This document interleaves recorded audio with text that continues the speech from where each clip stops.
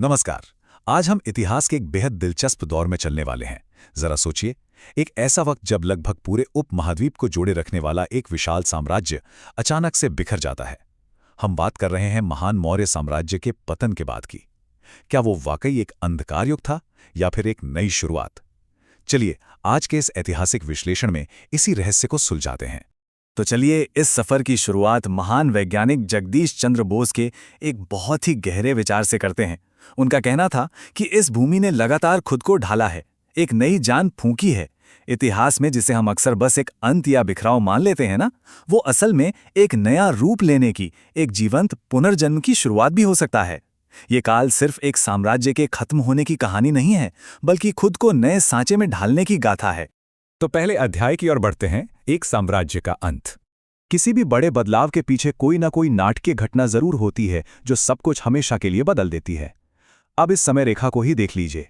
महान सम्राट अशोक के जाने के बमुश्किल 50 साल बाद ही वो साम्राज्य जो कभी अजेय लगता था, ताश के पत्तों की तरह बिखरने लगा। दूसरी शताब्दी ईसा पूर्व से लेकर तीसरी शताब्दी ईस्वी तक का ये जो पूरा दौर है, ये भारी उथल पुथल और नए निर्माण का गवाह रहा है। तो यहाँ सबसे अहम बिंदु ये है कि इतिहास कैसे पल भर में करवट लेता है। 185 ईसा पूर्व के आसपास की बात है। मौर्य साम्राज्य के अंतिम शासक की उसी के सेनापति पुष्यमित्र शुंग ने हत्या कर दी। बस विश्वासघात की इस एक घटना ने उस मजबूत केंद्रीय सत्ता की नींव पूरी तरह से हिलाकर रख दी जो पूरे भारतवर्ष को एक सूत्र में बांधे हुए थी। जाहिर है इस पतन के बाद बड़े भू राजनैतिक बदलाव तो आने ही थे। सीमाओं की रक्षा करने वाली जो एक मजबूत दीवार थी वो अब ढह चुकी थी। खासकर उत्तर पश्चिम का इलाका बहुत कमजोर पड़ गया और इसका नतीजा ये हुआ कि भारतीय उपमहाद्वीप बाहरी और विदेशी आक्रमणों के लिए एकदम खुल गया। इसी भारी अस्थिरता ने उन विशाल सांस्कृतिक बदलावों के बीज बोए जो हम आगे देखने वाले हैं। चलिए आगे बढ़ते हैं। अध्याय 2, कला के विविध रहस्य। अब यहाँ सबसे दिलचस्प बात क्या है वो देखते हैं। कल्पना कीजिए कि हमारे दो ऐतिहासिक जासूस भविष्य और ध्रुव मौर्य काल से निकलकर इस नए दौर में कदम रखते हैं। उन्हें तुरंत एक बड़ा रहस्य दिखाई देता है। इस कलाकृति को ही देख लीजिए। इसकी शैली मौर्य काल की उस जानी पहचानी दरबारी और शाही कला से बिल्कुल अलग है। इसमें कुछ नए प्रभाव हैं और एक अलग ही तरह की जीवंतता छलक रही है। अब इन दोनों मूर्तियों के बीच के फर्क को जरा गौर से देखिए। दोनों एक ही कालखंड की हैं, फिर भी एक दूसरे से पूरी तरह अलग। एक तरफ की बेहद जटिल नक्काशी और दूसरी तरफ का बिल्कुल अलग स्वरूप। यह साफ दिखाता है कि इस दौरान पूरे उपमहाद्वीप में रचनात्मकता और अलग-अलग संस्कृतियों का एक बहुत ही शानदार विस्फोट हो रहा था। और ये बहुत ही खूबसूरती से इस बात को पुष्ट करता है कि कैसे इन तेजी से बदलती शैलियों ने हमारे ऐतिहासिक जासूसों को पूरी तरह से चकरा दिया था। ये जटिल नक्काशी बिल्कुल नए सांस्कृतिक प्रभावों को समेटे हुए है। कपड़ों के तरीके से लेकर चेहरे की बनावट तक हर एक चीज किसी नए और बाहरी असर की तरफ साफ साफ इशारा कर रही है। ऐसे में एक बड़ा सवाल उठता है, क्या इतनी अलग-अलग तरह की कलाकृतियां किसी एक ही साम्राज्य की हो सकती हैं? जासूसी नजरिए से सोचें तो जवाब एकदम साफ हो जाता है। कला का ये जो महाविस्फोट था वो किसी एक शक्तिशाली राजा का काम नहीं था, बल्कि इसके पीछे कई अलग-अलग शक्तियों का हाथ था। अब आते हैं अध्याय 3 पर, पुनर्गठन का नया युग।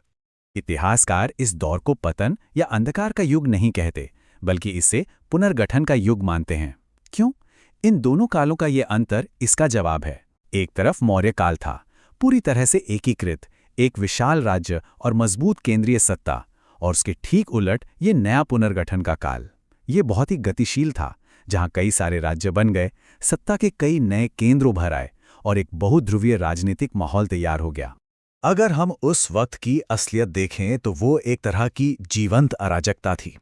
जो लोग कल तक मौर्य साम्राज्य के आदेशों का पालन करते थे, उन्होंने अब अपनी खुद की सत्ता जमानी शुरू कर दी। पुराने क्षेत्रों का तेजी से पुनर्गठन हुआ, नए और बिल्कुल स्वतंत्र राज्य बने और ताकत के लिए लगातार एक कड़ी टक्कर चलने लगी। इस दौर में सिर्फ भारत का राजनीतिक नक्शा ही नहीं, बल्कि आम लोगों की रोजमर्रा की जिंदगी भी बहुत तेजी से बदल रही थी। तो आइए देखते हैं कि ये सब कैसे आगे बढ़ता है। अध्याय 4, उभरते हुए नए राजवंश। अब इस नए बंटे हुए नक्शे पर नजर डालते हैं कि आखिर इस राजनीतिक शतरंज के नए खिलाड़ी थे कौन। उत्तर में कुषाण और शक से लेकर दक्षिण में चोल, चेर और पांड्य तक पूरा का पूरा उपमहाद्वीप अब कई अलग अलग और मजबूत समूहों के बीच बढ़ चुका था। ये इस बात का पक्का सबूत है कि सत्ता अब किसी एक पाटलिपुत्र या मगध के सिंहासन तक सिमटकर नहीं रह गई थी।